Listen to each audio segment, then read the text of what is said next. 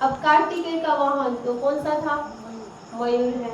वो तो मयूर पे बैठ के पृथ्वी की प्रदक्षिणा के लिए निकल पड़े।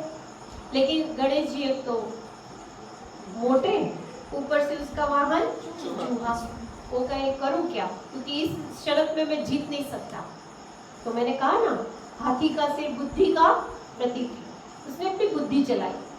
उसने क्या किया, शंकर जी को, पार्वती जी को बिठा दिया, माता पिता को बिठा दिया, उसकी प्रदक्षिणा की, पूजा की और कहा कि आपके चरणों में ही मेरी तो पूरी पृथ्वी, पूरा संसार है, मुझे पृथ्वी की प्रदक्षिणा क्या करनी, मैंने आपकी प्रदक्षिणा कर ली। और जब तक कार्तिकेय जी आए तब तक तो गणेश जी विजय हो गए थे। और कहते हैं कि तब गणेश जी की शादी हुई, उसको 2 पत्नियां मिली। कौन सी? रिद्धि और सिद्धि। रिद्धि माना धन और सिद्धि माना सफलता।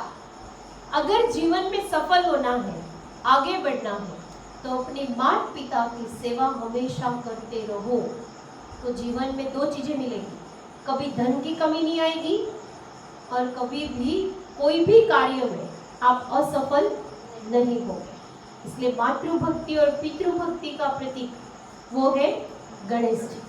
और उसके साथ साथ हम 10 दिन इतने अच्छे गुणों के अधिपति गणेश जी की आराधना करते हैं, पूजा करते हैं, आरती करते हैं, प्रसाद चढ़ाते हैं, इतनी मेहनत करते हैं और 10वें दिन क्या करते हैं? विसर्जन कर देते हैं। विघ्न विनाशक का विसर्जन कर देते हैं। आप देखो, पहले के जमाने से अभी वर्तमान समय गणेश जी की पूजा बढ़ी या कम हुई? मैंने तो 20 साल में देखा, हर साल बढ़ते हैं मूर्तियां, हर साल बढ़ती है। पिछले साल से ज्यादा मूर्तियां इस साल विसर्जन होगी। हर साल विघ्न विनाशक की पूजा बढ़ती जा रही, लेकिन विघ्न बढ़े या कम हुए? विघ्न भी बढ़ते जा रहे हैं।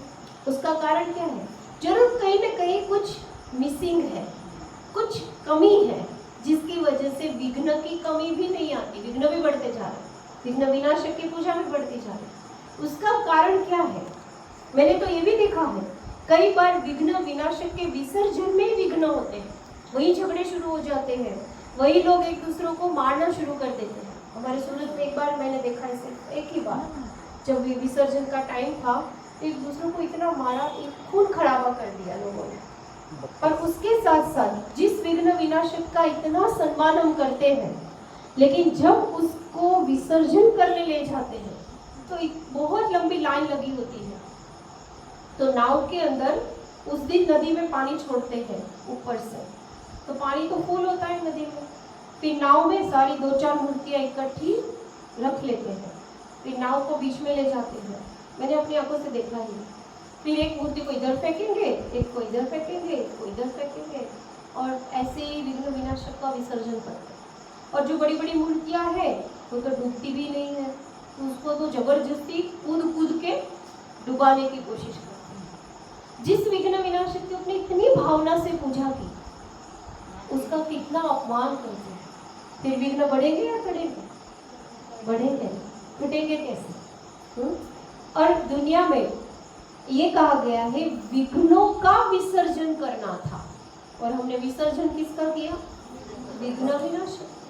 तो विघ्न कम होने वाले नहीं। इसलिए गणेश चतुर्थी हमें यह संदेश देती है कि अगर इस गणेश जी में से कोई एक गुण भी मैंने अपने जीवन में धारण कर लिया, तो मैं सदा निर्विघ्न रहूंगी, सदा सफल रहूंगी और आगे बढ़ती रहूंगी। तो हर साल गणेश जी आते हैं, ये संदेश देते हैं, लेकिन हमें इसका कोई पता नहीं, हम सोचते भी नहीं है कि ये क्या कहना चाहते हैं। हम हर साल पूजा करेंगे, आरती करेंगे और 10वें दिन विसर्जन करके रोते हुए, मैंने देखा है गणेश भक्तों को विसर्जन के दिन रोते हुए देखा है, और रोते रहेंगे और फिर बोलते भी रहेंगे अगले साल फिर जल्दी आना। तो ऐसा करके गणेश जी का विसर्जन करते। फिर उसके कब याद करेंगे? अभी गणेश जी पूरे साल याद नहीं आएंगे किसी को, तो आप इस अगले साल गणेश चतुर्थी पे उसे याद करके धूमधाम से लाएंगे। तो इसीलिए इस प्रकार से हम गणेश चतुर्थी को मनाते हैं। लेकिन इसका आध्यात्मिक रहस्य ये है कि वो गुणों को हमें अपने जीवन में धारण करना है, करना पड़ेगा। बहुत सारी बुराइयां हमारे अंदर है, वो कुल्हाड़ी उसका प्रतीक है। दूसरे हाथ में है रस्सी। दूसरे हाथ में क्या होता है? रस्सी। रस्सी वो किसका प्रतीक है? वो स्नेह का प्रतीक है। हम अगर स्नेह से जीवन में निर्विघ्न होना है तो हम स्नेह से, प्यार से परमात्मा को अपने प्यार के बंधन में जब बांध लेंगे, उसका साथ प्राप्त कर लेंगे, तो हमारा जीवन हमेशा ही निर्विघ्न आगे बढ़ता जाएगा। जिसके साथ भगवान है उसको क्या विघ्न, उसको कौन से तूफान अटका सकते हैं। इसलिए परमात्मा को प्यार की रस्सी में बांधने से हमारा जीवन निर्विघ्न आगे बढ़ सकता है। और तीसरे हाथ में है लड्डू। गणेश जी का प्रसाद कौन सा है? लड्डू। लड्डू किसका प्रतीक है? पहला है मिठास का। अगर जीवन में सफल होना है तो अपने जीवन में मधुरता को धारण करो, मिठास को धारण करो। जितना मधुर बनेंगे उतना हमारा जीवन सुखमय, निर्विघ्न पूरा होगा। दुनिया में कहते हैं ना, कड़वा बोलने वाले का गुड़ भी नहीं बिकता और मीठा बोलने वाले की मिर्ची भी बिक जाती। इसलिए मधुरता से जीवन को सफल करना है, निर्विघ्न पूरा करना है, ये लड्डू हमें कहता है। दूसरा, लड्डू एकता का, संगठन का प्रतीक है। कोई भी कार्य को सफल करने के लिए, निर्विघ्न पूरा करने के लिए एकता का बल चाहिए, संगठन का बल चाहिए। जब संगठन का बल होता है, एकता का बल होता है, तब हम कोई भी कार्य आसानी से सफल कर सकते हैं। अकेला व्यक्ति कुछ नहीं कर सकता। अगर सब साथ में हो तो वो कार्य तुरंत पूरा हो जाता है, निर्विघ्न पूरा हो जाता है। इसलिए लड्डू, क्योंकि लड्डू बनाने के लिए 5 अंगुलियां चाहिए। अगर एक ही अंगुली से लड्डू बनेगा? मैं कल भी सुना रही थी वहां, ये 5 अंगुली है ना, इसका झगड़ा हुआ आपस में। ये अंगुली कहती है कि मैं सबसे बड़ी हूँ। 5 का झगड़ा हो रहा है तो हमारे में बड़ा कौन है? तो ये कहती है मैं बड़ी हूँ, क्योंकि मैं भगवान की तरफ इशारा करती हूँ। ये कहती है मैं बड़ी हूँ, मैं तो वही बड़ी। सत्य को सिद्ध क्या करना, 5 अंगुली में सबसे बड़ी तो यही होती है। ये कहती नहीं मैं बड़ी, क्योंकि जब तिलक करते हैं, कोई पूजा करते हैं तो मेरा ही उपयोग होता है, इससे सबसे बड़ी तो मैं। ये कहती तुम कैसे बड़ी? सबसे बड़ी तो मैं हूँ। इतना बड़ा गोवर्धन पर्वत जब उठाना था तो किसका सहारा लिया था? अब तो मेरा सहारा लिया था, इसलिए सबसे बड़ी तो मैं हूँ। ये कहता है तुम सारे कैसे बड़े? सबसे बड़ा तो मैं हूँ। क्यों? प्रॉपर्टी के जब झगड़े होते तो मेरे बिना कुछ भी नहीं होता, इसलिए सबसे बड़ा तो मैं हूँ।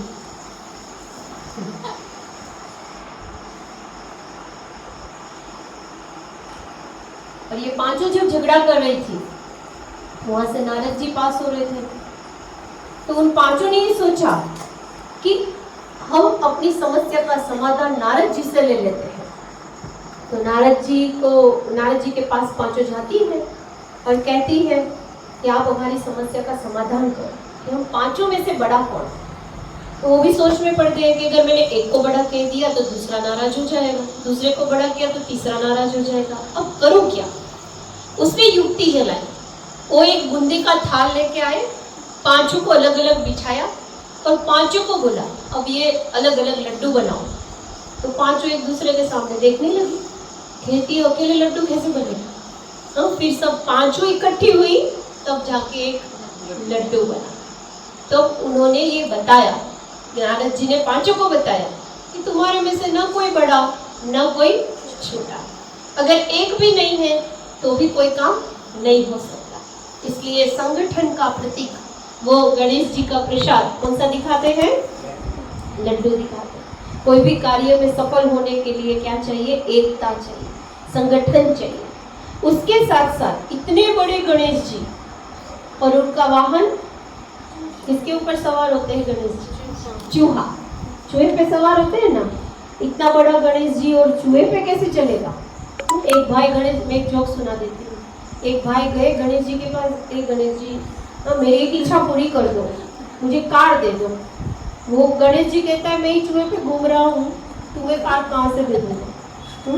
तो सोचने वाली बात है कि इतने बड़े गणेश जी का वाहन कौन सा है? चूहा।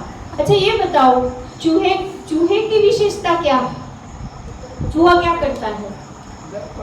क्या करता है? मिट्टी काटता है। काटने का काम, कोई भी चीज काट देना, नुकसान पहुंचा देना, ये काम है चूहे। तो दुनिया के अंदर ऐसे बहुत सारे लोग आपको मिलेंगे जो आपको काटने की कोशिश करेंगे, पीछे हटाने की कोशिश करेंगे, लेकिन गणेश जी ने ऐसी वृत्ति के ऊपर भी विजय प्राप्त की, सवारी की, इसलिए उसे विघ्न विनाशक कहा गया। दूसरा, आपने ये भी देखा होगा, चूहा फूंक मारेगा और काटेगा। आपके पैर में फूंक मारेगा, काटेगा, खून भी निकल जाएगा, लेकिन आपको पता नहीं चलेगा। तो ऐसे लोग भी दुनिया में बहुत है, आपके मुंह पे बड़े मीठे, बड़े अच्छे, और पीछे से काटने वाले, बुराई करने वाले, निंदा करने वाले। लेकिन जिसने ऐसी वृत्ति के ऊपर भी विजय प्राप्त कर ली, जिन्होंने इनकी भी परवाह नहीं की, इसलिए उनका वाहन कौन सा दिखाया है? चूहा दिखाया है। और ऐसे गुणों के अधिपति गणेश जी, जिसकी हमने 10 दिन आराधना की, पूजा की, उसको हम क्या करते? दूसरा ऐसा भी कहते हैं कि गणेश जी शिव जी के प्रिय पुत्र हैं। सबसे ज्यादा प्यार शिव जी को किससे है? गणेश जी से। क्यों है पता है?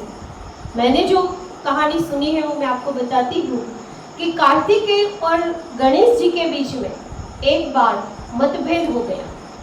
शायद शादी के कारण ही हुआ था कि पहली शादी किसकी हो, और तब उन्होंने शर्त लगाई कि जो पृथ्वी की, हमारे भारत देश के अंदर हम बहुत सारे त्योहार मनाते हैं, कभी दिवाली, कभी होली, कभी रक्षाबंधन, कभी जन्माष्टमी, ऐसे ही हम गणेश चतुर्थी भी मनाते हैं। हर साल गणेश जी की हम पूजा करते, आरती करते, आराधना करते, और 10 दिन तक उसकी आरती, आराधना, पूजा करके 10वें दिन क्या करते हैं?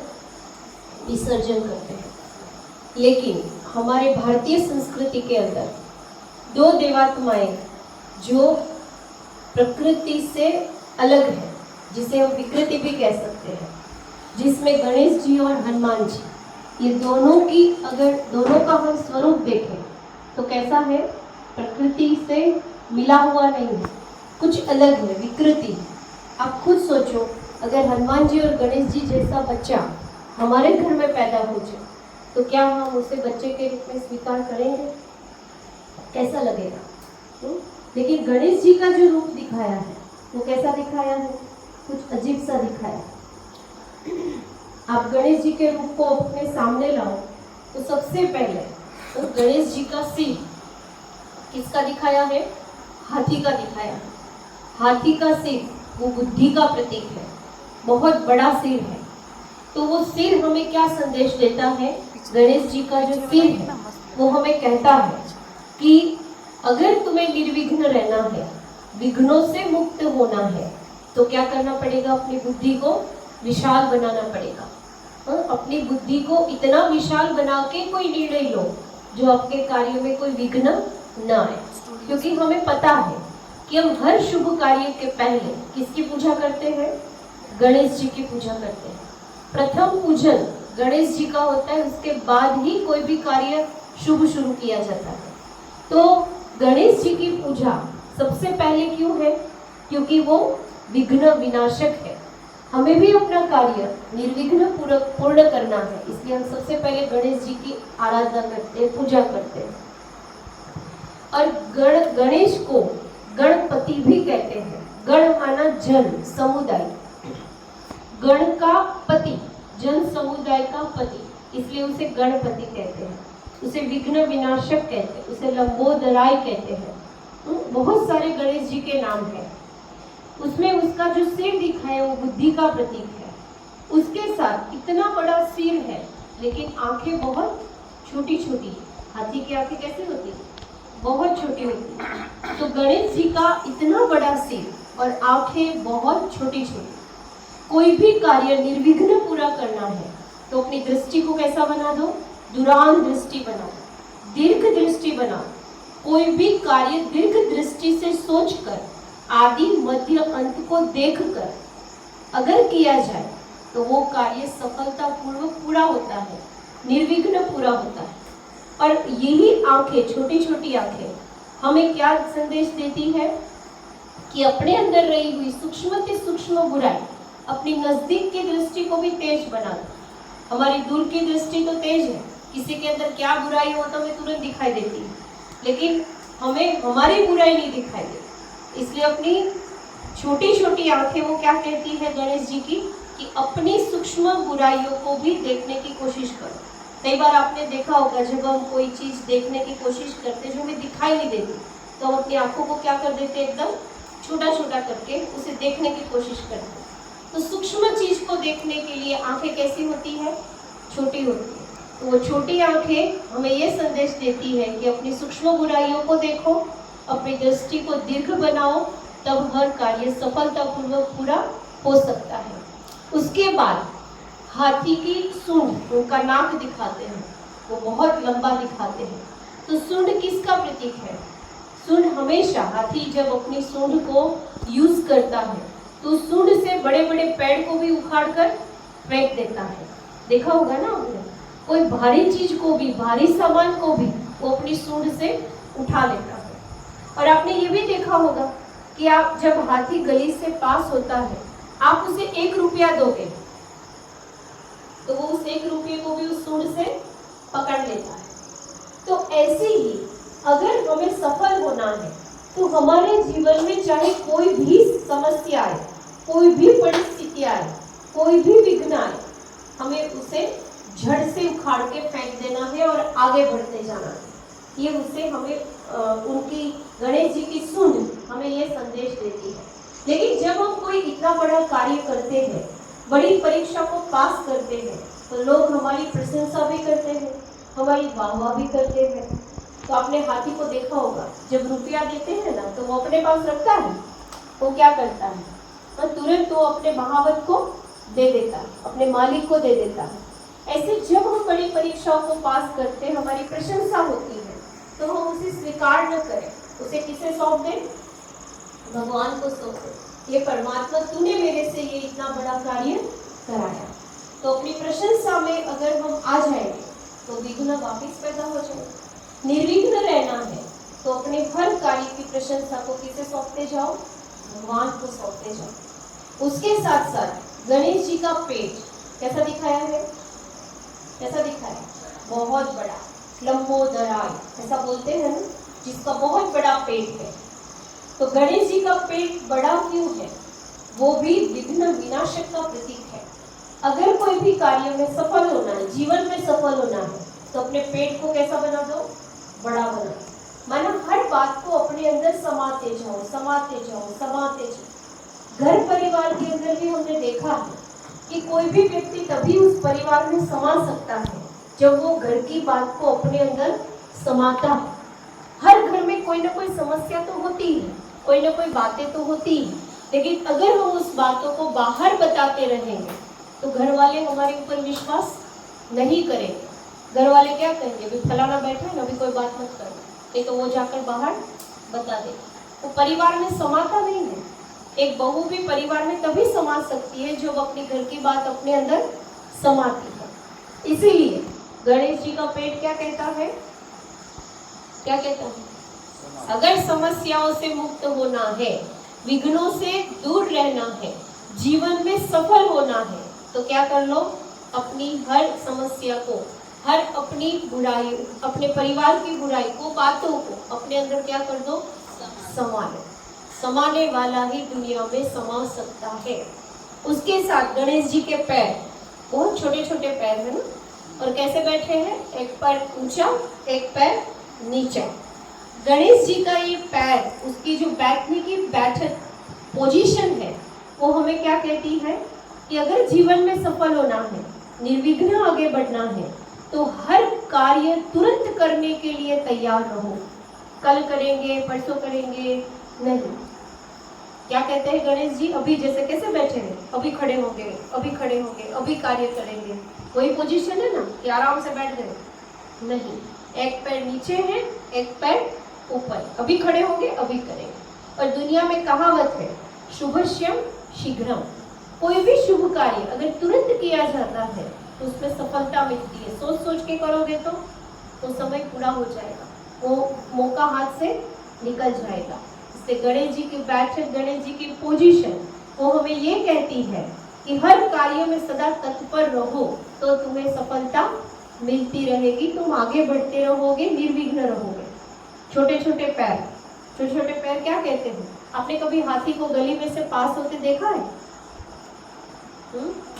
जब वो पास होता है तो पीछे पीछे कुत्ते भौंकते हैं, गली के बच्चे शोर मचाते हैं, लेकिन हाथी की चाल में कोई फर्क नहीं पड़ता। वो अपनी मस्ती से भाग चला रहता है, उसे कोई फर्क नहीं पड़ता दुनिया क्या कहती। इसलिए देखो गणेश जी के कान वो कैसे दिखाते हैं?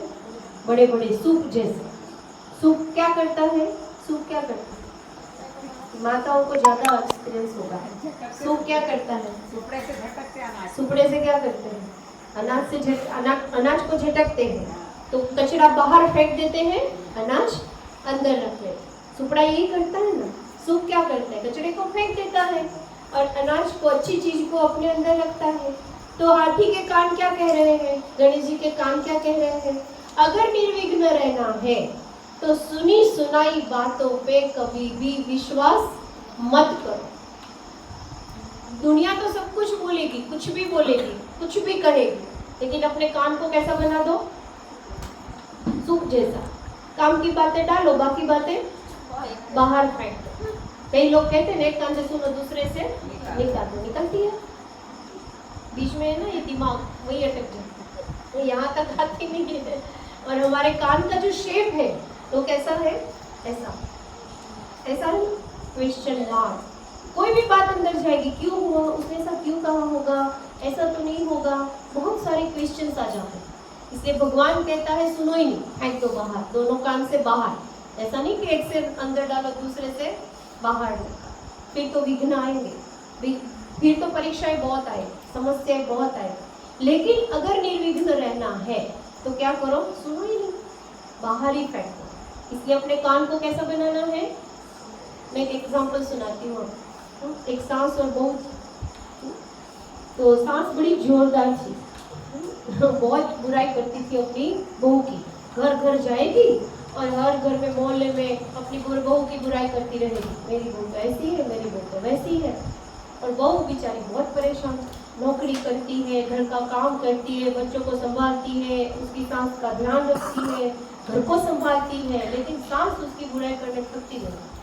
और बेचारी इतना सब कुछ करने के बाद जब घर से बाहर निकलती है तो दुनिया उसको किस नजर से देखती है? क्योंकि सास तो उसकी बुराई कर रही है, तो दुनिया तो ये सोच रही है बहू कैसी है, अपनी सास को संभालती नहीं है, इतनी बुरी नजर से दुनिया देखती है। तो बड़ी परेशान थी, दुखी थी। तो एक दिन उसके पति के एक फ्रेंड थे, वो उसके घर आए। उसने पूछा कि क्या है भाभी, आज आप बहुत दुखी हो? कहते ऐसा होता है कि मैं सुसाइड कर दूं, मुझे जीना ही नहीं। क्योंकि ऐसी कौन सी समस्या आ गई? कहते क्या करूं? तो कहते आप अगर मुझे बताएंगे तो मैं आपको इस प्रॉब्लम को सॉल्व कर सकता हूँ। तो वो उसे बताती है। तो कहती है क्या करूँ, घर का काम करती हूँ, बच्चों को संभालती हूँ, नौकरी करती हूँ, सबका ध्यान रखती हूँ, लेकिन फिर भी मेरे सासू जी है वो घर घर में जाकर मेरी बुराई करते हैं, तो मैं क्या करूँ? वो कहता है कि मैं तुझे एक 7 दिन का कोर्स देता हूँ, अगर तुम 7 दिन का कोर्स करोगी तो तुम इस समस्या से मुक्त हो जाओगी। उसने कहा भाई आप जो कहो मैं करने को तैयार हूँ, अगर मुझे इस समस्या से मुक्ति मिलती है तो। उसने कहा ठीक है, तुम क्या करना, कल से जिस घर में तुम्हारी सास जाती है ना, उस घर में जाना और जाकर के 5 बातें बोलना। एक दिन, पहले दिन एक घर में जाना, दूसरे दिन दूसरे घर में जाना, तीसरे दिन तीसरे घर में जाना और 5 वाक्य बोलना है। क्या बोलना है? मेरी सास बहुत अच्छी है, मेरी सास मुझे हर काम में मदद करती है, मेरी सास मेरे बच्चों को संभालती है, मेरी सास मुझे बहुत प्यार करती है और मेरी सास मेरी माँ जैसी है। तो कहती है ये कैसे हो सकता है, ये तो ऐसा कुछ भी नहीं करती, मैं ऐसा कैसे बोलूँगी? उसने कहा भाई तुझे इससे छुटकारा चाहिए तो 7 दिन का कोर्स जरूर करना, 7 दिन 7 घर में जाना और ये 5 वाक्य बोलना। एक बात